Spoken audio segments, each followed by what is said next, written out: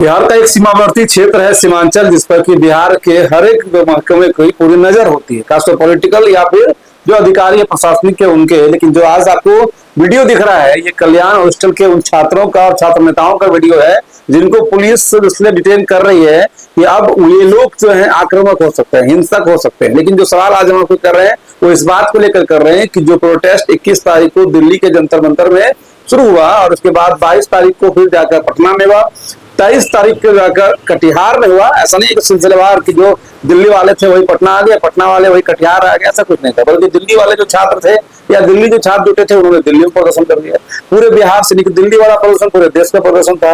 जो पटना वाला प्रदर्शन था वो पूरे राज्य का प्रदर्शन था, और जो कटिहार का प्रदर्शन था वो सिर्फ कटिहार में था। और कटिहार के अलावा अलग अलग जिलों में भी प्रदर्शन हुआ। लेकिन आपको ये जानकर बड़ा आश्चर्य होगा, और इसी कारण से बड़ा पीसफुल ये जिला कहा जाता है। और यही वजह भी है कि यहाँ पर लगातार भाजपा के ही विधायक जीते हैं। और अभी की भी स्थितियां यही है कि जितने भी विधायक हैं वो सब कॉर्पोरेट वाले ही विधायक पूर्णिया में आपको मिलेंगे। और ये सबसे बड़ी बात है कि आप कल्पना करिए उन छात्र नेताओं की, जिसका नाम विक्रम पासवान है, जो बातचीत कर रहा है, बहस भी थोड़ी कर रहा है पुलिस से इस बात को लेकर कि भाई हमने ना तो भी कोई आंदोलन किया है, ना ही आंदोलन कभी कोई रूपरेखा तय हुई है, लेकिन आप मुझे डिटेन करने या गिरफ्तार करने के लिए आए हैं। कोई आपको कहीं और जाकर किसी और क्रिमिनल को यहाँ तो रात शुभम कुशवाहा को गोली मार दी जाती है, उसके अलावा कहीं छिनतई हो जा रहा है, कहीं पर कुछ और हो जा रहा है, इतने सारी घटनाएं हो रही है। इसमें आपको शुरुआत में डिटेन करने की जरूरत नहीं पड़ती किसी को। लेकिन यहाँ पर ना हो, मतलब पूर्णिया वो जिला है, कटिहार में जो प्रदर्शन हुआ वो हिंसक था, शुरुआत सुबह से ही हुई और उसके बाद 1-2 बजते जाकर लाठीचार्ज में होता है।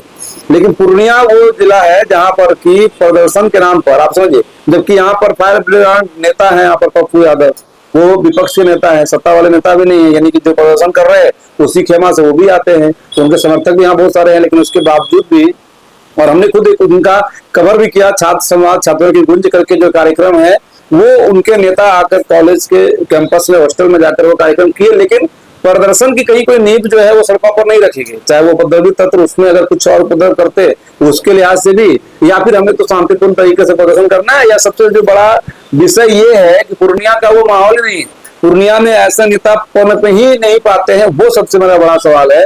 वो हम आपको ये चीज आज दिखाने के लिए आए हैं, वो चीज हम आपको समझाने के लिए आए हैं, वो चीज हम आपको आगाह करने के लिए आए हैं। पूर्णिया की पॉलिटिक्स है, चाहे मेयर की बात कर लीजिए या फिर आप सांसद को छोड़ दीजिए, वो फुल टाइमर नेता है, चाहे उनके जानने वाले विरोधी हो या सत्ता के लोग हो, जो भी आप कर लीजिए। लेकिन वो सच्चाई है कि वो फुल टाइमर नेता है। इसी कारण से सुबह पटना दिखते हैं तो शाम तक में आकर दूसरे किसी जगह पर जाते हैं। याद रखना 2-3 घंटा में ही जिला चेंज हो जाता है, 2-3 घंटा में ही स्टेट भी कई बार चेंज हो जाता है, दिल्ली पहुंच जाते हैं। खैर उसके अलावा जितने भी नेता हैं, सारे नेता, नाम नहीं लेंगे लेकिन आप खुद जान रहे हैं, सारे नेता मतलब सब आप उसमें इन्वॉल्व कर दीजिए। सब कॉर्पोरेट्स हैं, सबका अपना अपना एक सिस्टम है। जो आप कहेंगे कि जमीन से निकलकर जिंदाबाद मुर्दाबाद करके या फिर जनता की बात करके या आप ये कहिए आंदोलन करके, एक भी नेता नहीं है ऐसा जो पूर्णिया में आंदोलन करके बना। और ये जो लड़का लोग है, आप ये समझिए इनका कॉन्फिडेंस क्या होगा जब इनको प्रदर्शन करने से पहले ही, प्रदर्शन होगा शायद पता नहीं, और उससे पहले ही पुलिस करी चल भैया मेरे साथ थाने चलो, तुमको वहीं रखेंगे। तो जब नेता ही गायब हो जाएगा, ऐसे भी देखिए जब डिटेन होना शुरू हो जाते हैं, चाहे राहुल गांधी हो या पप्पू यादव हो या फिर कोई भी और नेता, तो उसके बाद जो वो आंदोलन है वो शिथिल पड़ जाता है, क्योंकि लीडर ही गायब हो गया भाई। तो यहाँ लीडर जो है, लीडरशिप करने से पहले ही उसको पुलिस कहती है चलो अब तुमको रखेंगे। यानी कि यहाँ पर आंदोलन की शुरुआत भी नहीं हो सकती। अब वो आंदोलन जब हिंसक होगा तब ना पुलिस का काम होगा। अगर वो आंदोलन शांतिपूर्ण तरीके से चल रहा है तो भाई लोकतंत्र है, आपने ही खुद दिया है मौलिक अधिकार, आपको राइट दिया गया है, बोलने की अभिव्यक्ति की आजादी दी गई है आर्टिकल 19 में, तो फिर आपको छोड़ देना चाहिए था, पहले प्रदर्शन करने देना चाहिए था। अब जब प्रदर्शन होगा और अगर आपको आशंका लग रहा है प्रदर्शन हिंसक होगा, तो उसके बाद आपको भी कानून अधिकार देता है कि 24 घंटे के लिए आप किसी भी पर्सन को, किसी भी को भी, चाहे कितना बड़ा वीआईपी क्यों आप डिटेन उसको कर सकते हैं, जेल नहीं बैठ सकते, डिटेन कर सकते हैं। मगर आप तो आंदोलन का तो शुरुआत छोड़ दीजिए, एक पोस्टर अगर सोशल मीडिया पर भी ये लोग डालता कि भाई सारे छात्र एक हो जाओ, सड़क पर प्रदर्शन करना है, तो कोई बात होती।